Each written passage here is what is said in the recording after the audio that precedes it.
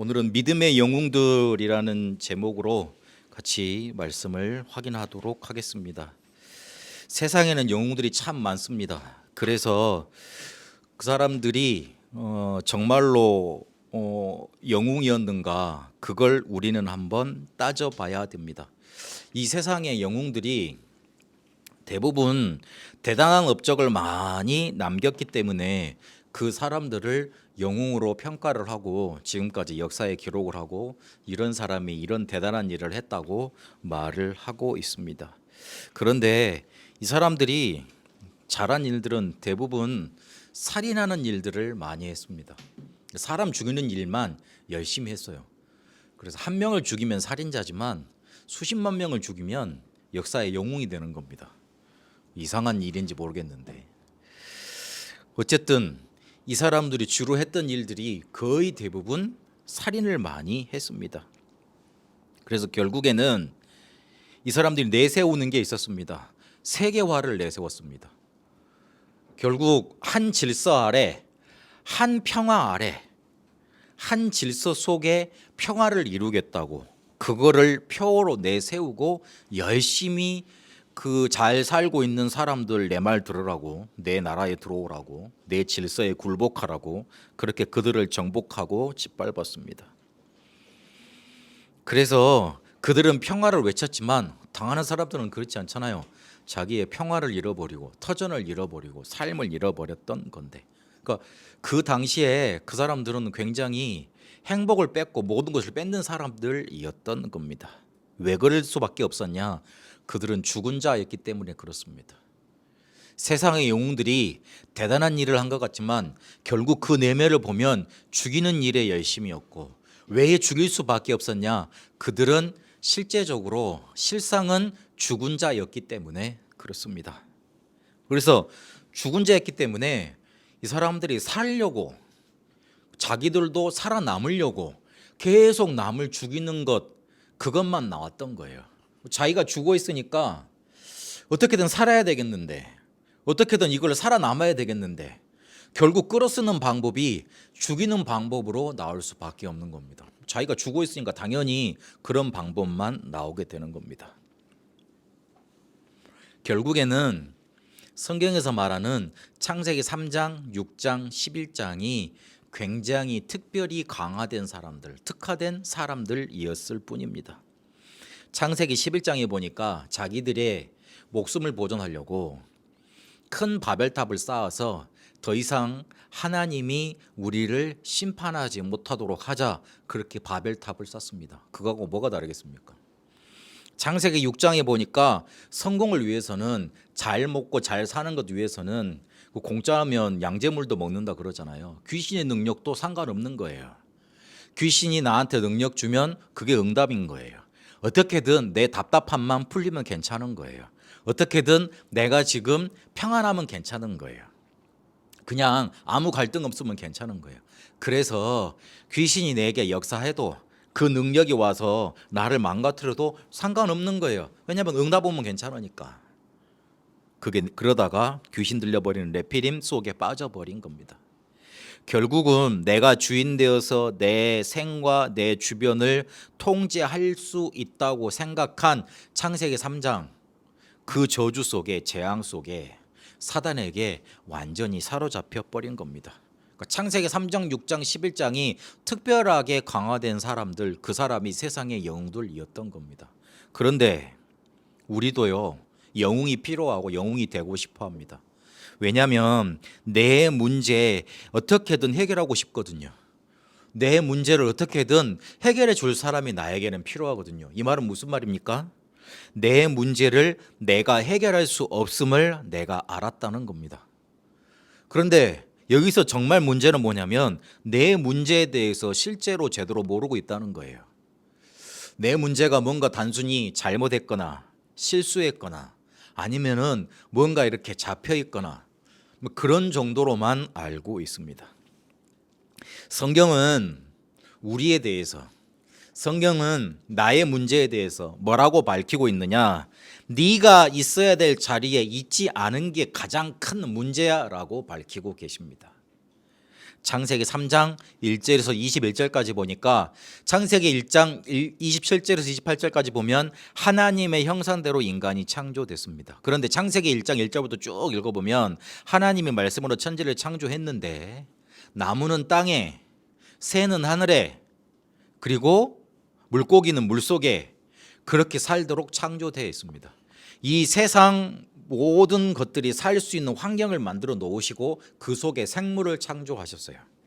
그래서 물을 만들어 놓고 물고기를 만드시고 땅을 만들어 놓고 그 속에서 나무가 생기게 하셨고 하늘을 만들어 놓고 그 속에 새가 날아다니도록 하셨습니다.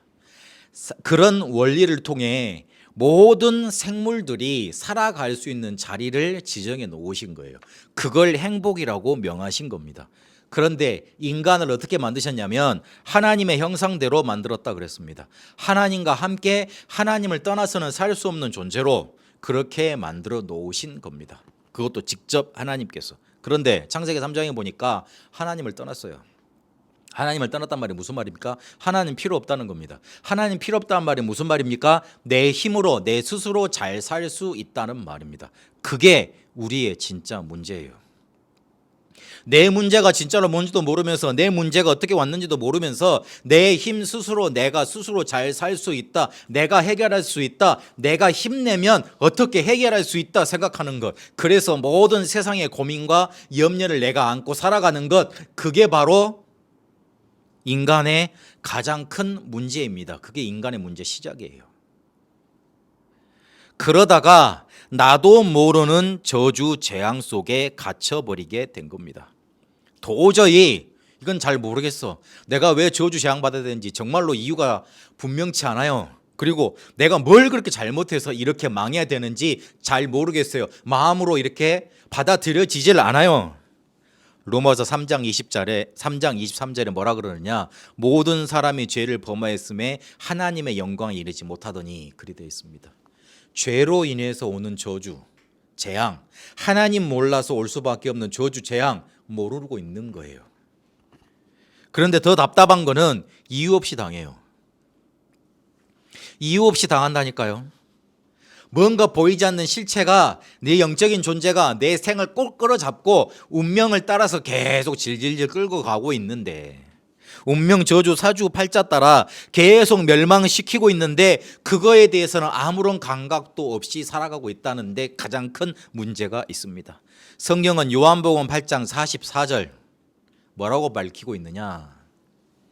너희 아비 마귀 그렇게 말을 하고 있습니다. 이게 인간의 세 가지 실제적인 근본 문제고 근원적인 문제고, 이게 영적인 문제고, 그 영적인 문제가 인간의 모든 문제를 차지하고 있습니다.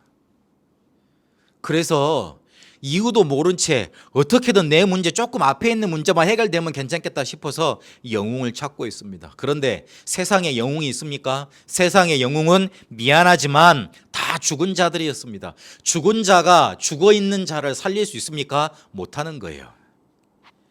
죽어 있는 자는 살릴 수 없어요. 죽어 있는 자는 죽은 자를 어떻게 해줄 수 없어요. 해방시킬 수도 없고 변화시킬 수도 없어요. 다 말장난에 그치고요. 다 한 세대 끝나면 끝나고 맙니다. 그래서 우리는 죽은 자 따라가면 안 됩니다. 세상의 영웅 따라가면 안 되고 그 세상에서 말하는 기준 따라가면 안 됩니다. 그들은 다 허상이고 없어지는 것들이고 물러가는 것들입니다. 그런데 오늘 믿음의 영웅들은 어떤 사람이었냐? 살리는 자들이었습니다. 산 자들이었어요. 원래 이 사람들이 산 자예요. 살아있으니 살리게 되죠.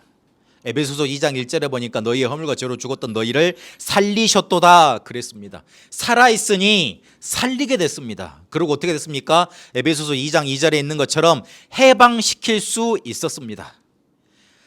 공중권세 잡은 자에게 지금 붙잡혀 있잖아요. 그리고 거기에서 벌벌벌 떠면서 공중권세자가 이렇게 만들어 놓은 그 운명 저주 사주 팔자대로 살아갈 수밖에 없었습니다. 그런데 거기에서 복음 전이어서 해방시키는 자가 믿음의 영웅들이었습니다. 당연히 이러니 뭘 해줄 수 있었습니까? 변화시켜줄 수 있었습니다. 운명에서 빠져나온 길을 말해줄 수 있었어요.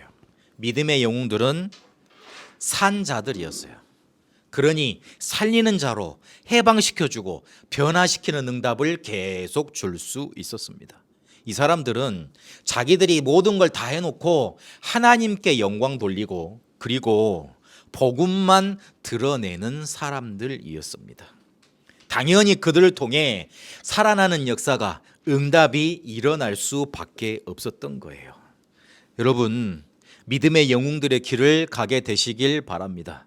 세상의 영웅들, 세상에 대단한 사람들, 내가 세상에서 저 사람 대단하고 생각하는 사람들 미안하지만 죽은 자예요. 그 죽은 자는 내 문제를 해결해 줄 수 없어요. 하나님은 성경에 산 자들을 통해서 실제로 사람들을 살리고 그리고 해방시켜주고 변화시키는 일들을 했습니다. 근데 그들이 그 일들을 해놓고 하나님께 영광 돌리고 복음만 드러냈습니다. 그 사람들의 길을 가세요. 산 자로, 살아있는 자로. 그래서 그들이 어떤 믿음을 가졌는가 오늘 히브리서 11장에 보니까 말씀해 주고 계십니다. 히브리서 11장 1절에 보니까 믿음은 바라는 것들의 실상이라고 그랬습니다. 한번 잘 생각해 봐야 됩니다. 우리가 바라는 것들이 어찌 보면 다 허상입니다. 우리가 바라는 것들이 자세히 쳐다보면 잘 먹고 잘 살고 잘 누리는 것들이에요. 의식주에서 벗어나질 않습니다. 고차원적이질 않아요. 조금만 내가 편하고 괜찮으면 거기에 만족하게 돼 있어요. 그거 어쩔 수 없어요. 인간이에요. 죽어 있으면 살아있는 자가 아니면 뭐만 쫓게 돼 있냐? 허상만 쫓게 돼 있어요.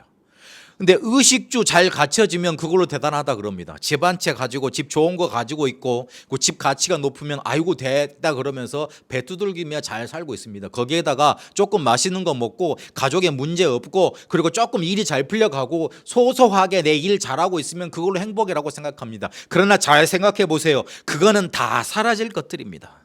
그거는 실상이 아니에요. 다 없어질 것들이에요. 그래서 성경은 그걸 보고 허상이라 그럽니다. 너희가 먹고 잘 사는 거 과연 그게 실상이냐? 그렇지 않다. 없어질 것들이다. 어느 부자가 곡식을 많이 이렇게 풍년이었어요. 그래서 많이 걷어놓고 곡식을 그 창고에다가 두둑하게 쌓아놓고 야 이제 나 잘 살겠다 잘 먹고 잘 살겠다 그랬어요. 근데 하나님이 그날 뭐라 그러십니까? 야 너 이제 다시 나한테 와야 되겠다. 그래가지고 그날 밤에 그 부자의 목숨을 앗아갑니다. 그러면 그게 뭐가 됩니까? 그게 누구께 됩니까? 그 사람께 됩니까? 그 부자께 됩니까? 그렇지 않지요. 다 남의 것 돼버리지요. 자기 것도 아닌 걸 가지고 마음의 만족을 얻고 살아갑니다. 자기 문제 하나도 해결해 줄 수 없는데 그것 가지고 실상이라고 생각하고 진짜 내 거라고 생각합니다. 아닙니다. 다 허상입니다. 너무 좀 잘 되고 못 되는 거 거기에 연연하지 마세요. 허상이에요. 지나가는 것들이에요. 조금 응답 왔다 안 왔다, 조금 내가 응답이 없다, 공부가 잘 안 된다, 허상이에요. 거기에 너무 연연하지 마세요. 거기에 너무 목숨 걸지 마세요. 하나님이 주시는 실상을 딱 붙잡으세요. 하나님이 주시는 실상은 뭐냐? 하나님의 나라입니다. 하나님의 나라가 임해서 흑암 권세가 무너지고 천군 천사가 동원되어져서 하나님의 역사가 일어나는 거, 그게 실상이에요. 그래서 마태복음 6장 33절에 뭐라 그랬어요? 너희는 먼저 그의 나라와 그의 의를 구하라 그런 거예요. 그게 진짜로 실상이에요. 우리가 진짜 바라야 될 것들이에요. 우리가 진짜로 붙잡아야 될 게 뭐냐? 하나님, 내가 있는 이곳에 하나님의 나라가 임하게 하옵소서. 그게 우리의 실상이에요. 보이지 않지만 그게 진짜 우리 속에 임하는 것들입니다. 그리고 믿음은 뭐라고 그랬냐? 보이지 않는 것들의 증거라 그랬습니다. 사람들은 보이지 않는다니까, 눈에 안 보인다 그러니까 없는 것으로 알고 있습니다. 그런데 그렇지 않습니다. 없는 거라고 생각을 해서 허상이라 그러고 망상이라 그러고 그거를 공상이라고 말을 합니다. 하나님 눈에 보여줘봐라 그럼 내가 믿겠다 그럽니다. 아이고 천사가 어딨어? 그 천사의 일이 지금도 역사에, 이런 과학 시대에 어떻게 천사가 일을 해? 그리고 지금 이 시대에 무슨 귀신이 있어? 그런 말을 하고 그렇습니다. 눈에 없으니까 실제로 체험 못한다고 그래요. 그래서 없는 걸로 알고 있어요. 그렇지 않습니다. 미안하지만 하나님은 살아계십니다. 지금도 천사는 활동하고 있습니다. 지금도 흑암 세력은 활동하고 있습니다. 지금도 지옥 권세가 영향 미치고 있습니다. 지금도 천국 보좌가 우리에게 역사하고 있습니다. 지금도 영적인 세력들은 역사하고 있습니다. 없는 게 아니에요. 믿음으로써 증거를 얻을 수 있습니다. 믿음이 바로 곧 증거인 겁니다. 있으니까 믿어지는 거예요. 없으면 믿어지지 않아요. 하나님이 안 계시다면 믿어지지 않아요. 그래서 보이지 않는 것들의 증거 그랬습니다. 존재하니 내가 믿어지는 거예요. 공기 여러분 있다고 믿어지잖아요. 증거예요. 믿음의 증거예요. 지금 햇빛 오잖아요. 눈에 보이지 않잖아요. 그러나 있어요. 근데 그걸 믿잖아요. 증거입니다. 마찬가지로 하나님 살아계시니, 하나님 계시니, 지금도 영적인 세력들이 존재하고 있으니, 천국 지옥 분명히 있으니 믿어질 수 있는 거고 믿어지는 겁니다. 그렇게 우리에게 증거가 됩니다. 믿음은 그겁니다. 그런데 우리만 그랬냐? 그렇지 않습니다. 선진들이 그거를 통해, 믿음을 통해 증거를 얻었습니다. 어떤 증거를 얻었냐면 말씀으로 이 세상이 창조된 것을 믿었던 겁니다. 히브리서 11장 3절에 보니까 뭐라고 되어 있냐면 보이는 것은 나타난 것으로 말미암아 된 게 아니니라 그럽니다. 말이 좀 어렵죠. 나타나 있다고 그래서 그게 나타나 있으니까 보이는 거잖아요. 잘 들어보세요. 나타나 있으니까 보이는 거잖아요.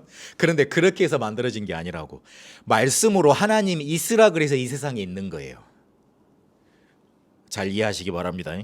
좀 철학적인 단어일지도 모르겠는데 그냥 그게 있다고 그래서 우리가 보인다고 그래서 이게 있어진 게 아니라고. 하나님이 그게 말씀으로 있으라 그랬기 때문에 우리의 눈에 보이는 거고 이 세상에 나타난 겁니다. 그 말이에요. 그렇게 말씀으로 이 세상에 있으라 한 것을 선진들이 믿고 증거로 붙잡았습니다. 그러니까 어떤 어려움이 와도 하나님의 말씀으로 내가 이 세상에 있고 저것이 이 세상에 있으니까 두렵지 않게 됐죠. 믿음은 허상을 붙잡는 게 아닙니다. 믿음은 눈에 보이지 않는 거 그거를 우리가 믿는 게 눈에 보이지 않는 거 그걸 없다고 무시하는 게 아니고 그걸 믿는 겁니다. 그걸 증거로 붙잡는 겁니다. 말씀으로 모든 것을 창조했음을, 그래서 그 말씀이 나의 증거됨을 붙잡는 겁니다. 그게 믿음입니다. 이 믿음을 붙잡았던 사람들이 걸어갔던 여정을 조금 살펴봐야 됩니다. 이 사람들이 공통점이 있어요.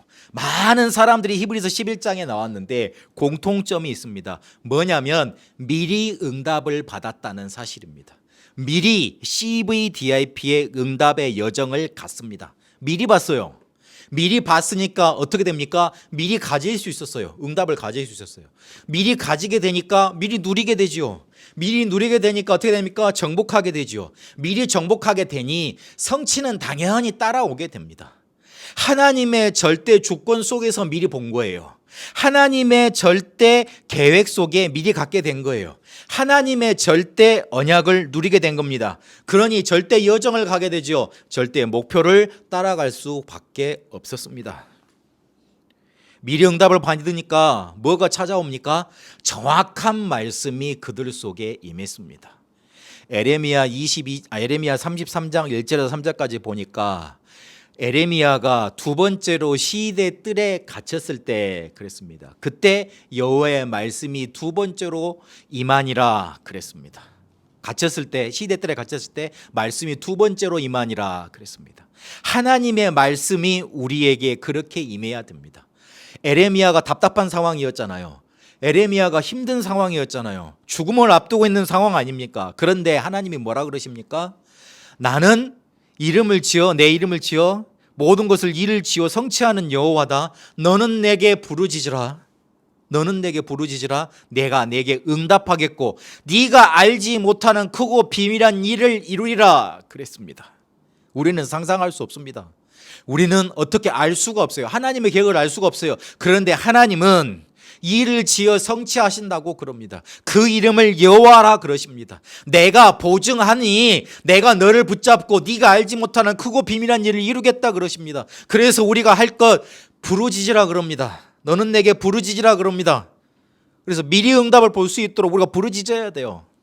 하나님의 정확한 말씀이 우리 속에 임하도록 부르짖어야 됩니다.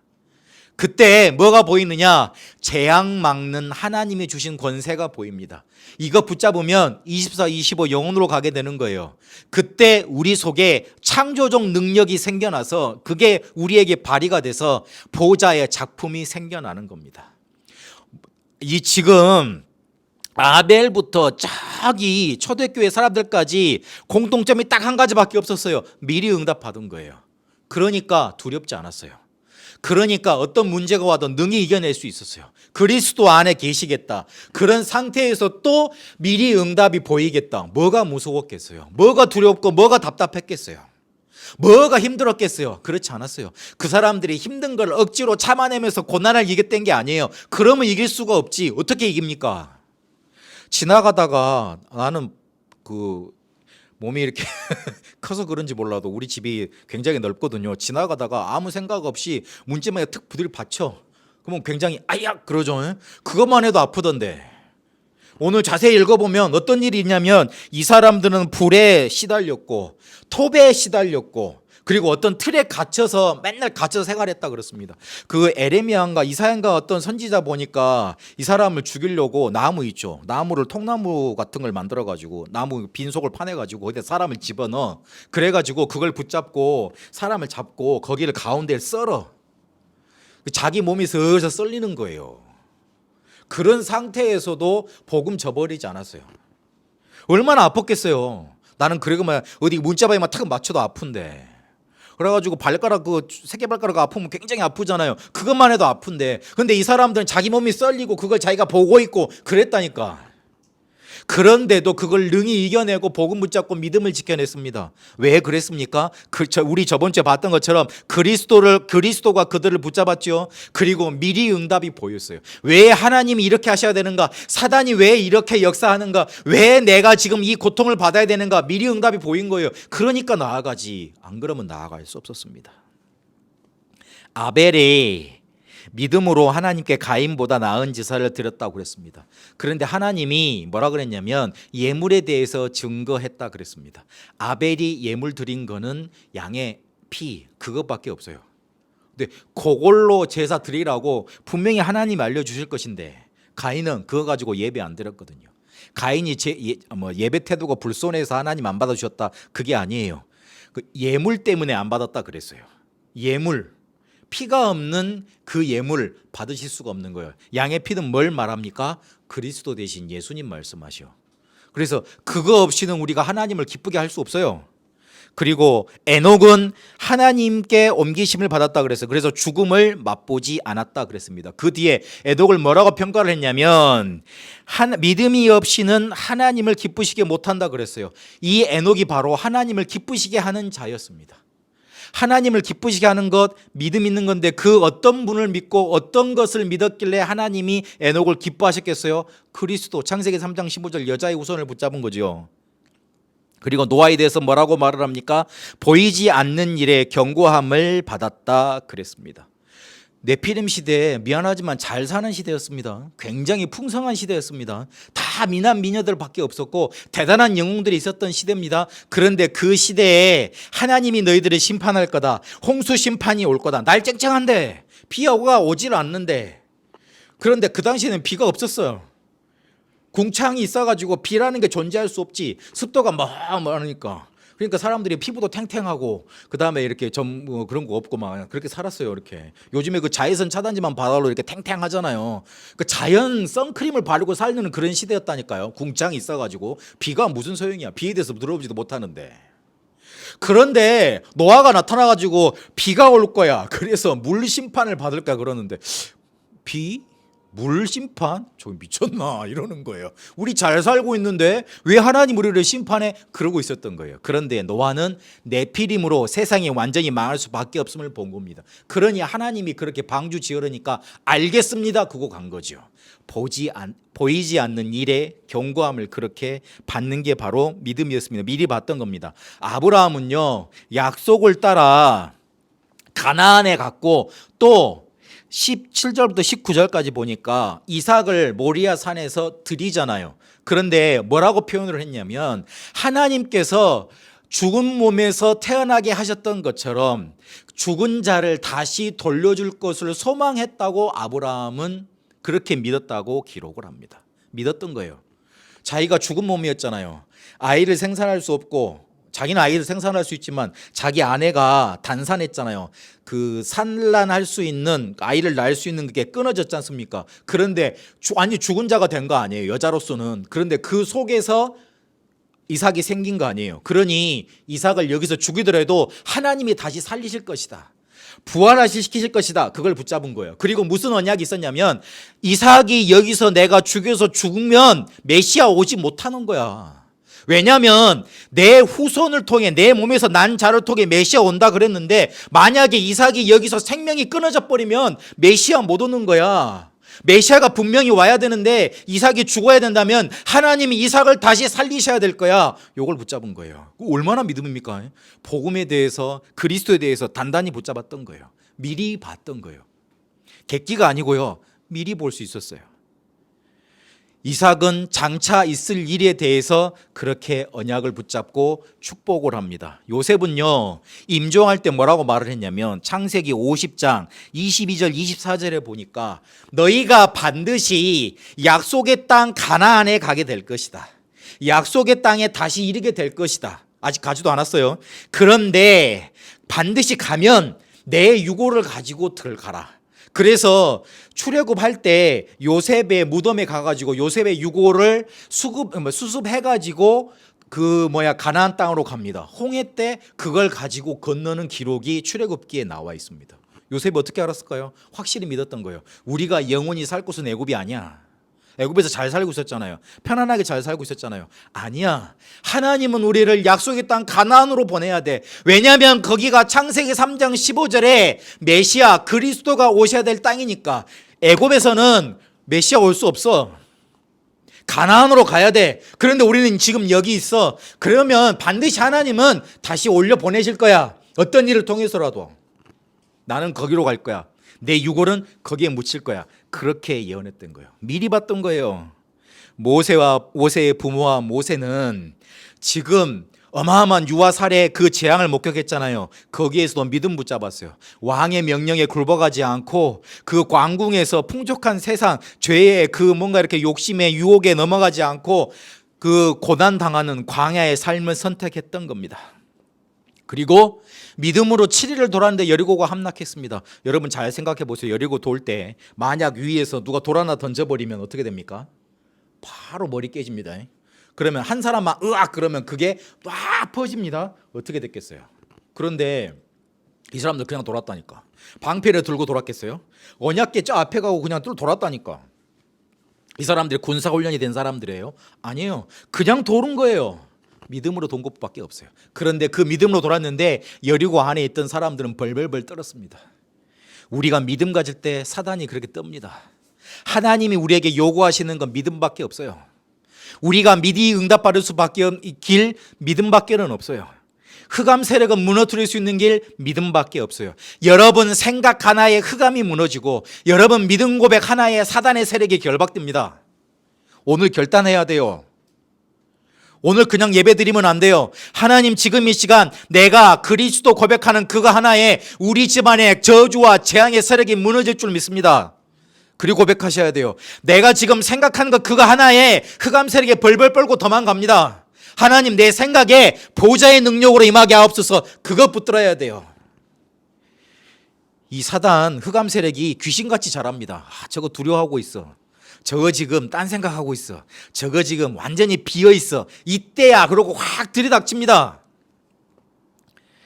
기생 라합은 믿음으로 정탐꾼을 편안하게 영접시켜서 같이 멸망받지 않았다 그랬습니다. 다윗 그리고 사자의 입에 들어갔던 사람들, 불에 시달렸던 사람들, 틀에 갇혔던 사람들, 아까 말했던 톱에 썰림을 당했던 그런 일들이 많았습니다. 그런데 거기에서 다 믿음으로 승리했습니다. 이들이 미리 응답받았기 때문에 그렇습니다. 그래서 어떤 결과가 그들에게 나타났습니까? 세상이 감당치 못한다 그랬습니다. 이 말이 무슨 말입니까? 세상과 사단은 요한복음 16장 11절에 보니까 사단을 보고 뭐라 그랬냐? 세상 임금이라고 그랬습니다. 세상과 세상 임금인 사단은 복음 가진 자가 나타나기만 하면 어떻게든 그 사람을 죽이려고 득달같이 달려듭니다. 복음 가진 자, 복음 깨달은 자, 복음을 받은 자, 그런 렘넌트 조금만 서기만 하면 그 현장에서 영원히 일어나지 못하도록 계속 공격을 해댑니다. 넌 아니야. 넌 할 수 없어. 넌 실패자야. 넌 안 돼. 이런 말들로, 그리고 실제로 공격해오고 영적인 문제를 건드리고 집안에 저주 재앙을 갖다 주고 자꾸만 공격을 해와서 절대 일어서지 못하도록 계속 공격을 해옵니다. 그런데 그 사람들은 죽일 수 있어서도 그 사람들, 그 렘넌트 안에는 복음은 없앨 수 있었습니까? 아니요. 박해하면 박해할수록 하나님은 그 복음을 더 퍼뜨리셨어요. 그런 말이에요. 세상이 왜 그런 사람들을 감당할 수 없었어요? 그들 속에 복음이 있었잖아요. 세상에 복음이 없으니 이 복음이 증거돼야 되니 하나님은 이 사람들을 사용할 수밖에 없잖아요. 사단이 아무리 공격을 해도 그들 안에 있는 복음은 막을 수 없었던 거예요. 복음은 막히지 않아요. 복음은 우리의 어떤 문제도 우리를 굴복시킬 수 없습니다. 그래서 복음 가진 소수를 통해 하나님은 이 사람들을 붙잡고 세계를 변화시켰어요. 세계 복음화를 일으키셨습니다. 그래서 저번 주 우리가 2부 때 받았던 말씀, 믿음은 모든 사람의 것이 아니니라 그랬습니다. 하나님은 이런 믿음 있는 자 가지고 세상을 변화시켰습니다. 이 복음이 막히지 않는다는 사실을 붙잡은 믿음 있는 자를 통해서 세상을 변화시키셨습니다. 여러분, 믿음의 영웅들은 산자였습니다. 산자는 살릴 수 있습니다. 해방시킬 수 있습니다. 변화시킬 수 있습니다. 하나님께 영광 돌리고 복음 붙잡을 수 있습니다. 여러분, 그 응답 속에 미리 응답받는 증인 되시길 바랍니다. 그러면 여기서 목사님, 저는요 그렇게 대단한 일을 할 수 없을 것 같은데요, 그렇게 생각할지 모릅니다. 그런데 잘 생각해 보세요. 요한복음 14장 12절에 보면 내가 한 일보다 너희가 더 큰 일을 하게 될 것이다. 왜냐하면 내가 아버지께로 감이라. 내가 아버지께로 가면 누가 오십니까? 성령이 오시게 된다. 그러면 너희가 나보다 더 큰 일을 할 수 있게 된다 그랬습니다. 나보다 더 큰 일, 그 나가 누굽니까? 예수님 아닙니까? 우리가 예수님보다 더 큰 일 할 수 있게 되는 겁니다. 내가 하는 겁니까? 아니에요. 내 안에 계신 성령께서 나를 붙잡고, 믿음 있는 나를 붙잡고 하시는 일입니다. 그걸 알아야 됩니다. 그래서 할 수 없다 하는 게 무엇이뇨 그랬습니다. 믿으라 그랬습니다. 분명히 믿음 붙잡아야 됩니다. 그래서 큰일 하려 그러지 말고 뭘 생각해야 되느냐, 나는 부르심 자체가 남은 자야. 그걸 붙잡아야 됩니다. 부르심 자체가 믿음의 영웅의 길로 우리를 부르신 겁니다. 그래서 뭐가 필요하느냐, 부르심 자체가 남은 자이기 때문에 하나님이 나에게 주신 정확한 언약을 붙잡는 게 제일 중요합니다. 에레미야 29장 11절에 보니까 내가 너희에 대한 나의 생각을 말하겠다. 너희에게 주려고 하는 것은 재앙이 아니야, 평안이야 그랬습니다. 에레미야가 뭐라고 그랬습니까? 니들 바벨론 포로로 끌려가게 될 거야. 근데 하나님이 바벨론 포로로 끌려가는 일에 대해서 하나님이 너희에 대한 생각을 말한다 그랬어요. 왜 포로로 끌려가게 하는가? 그 이유에 대해서 말씀하시는 거죠. 재앙을 주려고 바벨론으로 가게 하는 게 아니고 평안을 주려는 거야 그랬습니다. 축복하시려는 계획이 있는 거예요. 이사야 55장 8절에서 9절까지 보니까 하나님의 생각과 내 생각은 달라요. 하나님의 생각은 달라요. 우리는 문제가 오면 뭐로 생각을 하죠? 내가 뭘 잘못해서 이 문제를 당하지?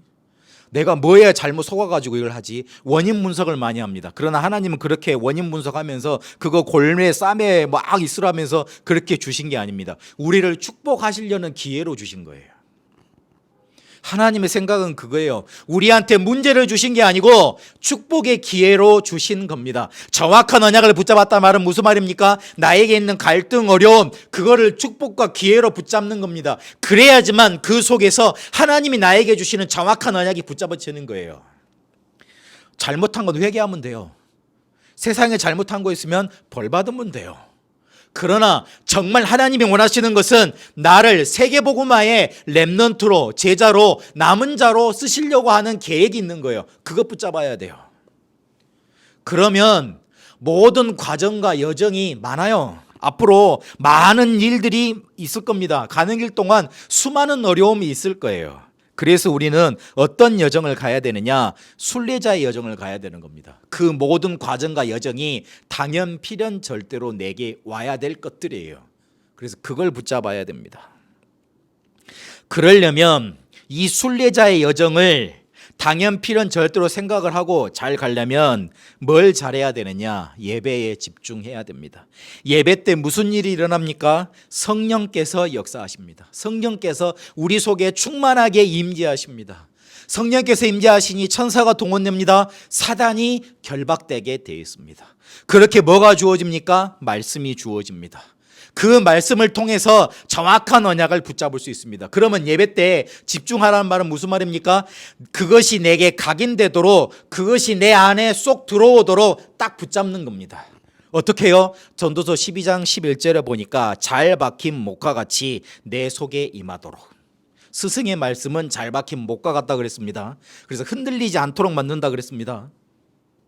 이사야 22장 23절에 보니까 흔들리지 않는 못, 거기에 이스라엘의 모든 영광 응답이 걸린다고 그랬습니다. 잘 박힌 목과 같이 내 속에 꽉 박히도록, 그것에 내가 딱 꽂히도록, 그것에 하나님의 응답이 걸리도록 딱 각인시키세요. 예배에 집중하는 게 그거예요. 그리고 우리는 부르심 자체가 흑암 세력을 정복하는 정복자입니다. 큰 일을 안 해도 됩니다. 남은 자, 순례자, 정복자 이것만 기억하고 정확한 언약을 붙잡고 예배에 집중하고 그것을 가지고 어떻게 하면 되느냐? 끝으로 기도의 룰을 만들어 가세요. 기도의 룰이 있어야 돼요. 기도의 룰을 만든다는 말은 기도 제목도 정리를 하고, 기도 시간 내가 언제 기도할 거다 그 시간도 잡고, 그리고 실제로 내가 어떻게 기도할 거다 방법도 찾아가는 겁니다. 조금 호흡하고 운동하고 스케줄 정리하고, 기도 제목은 요즘 7가지 망대 7가지 이정표 나오죠. 그거면 충분해요. 우리 호흡 기도문 다시 정리를 했습니다.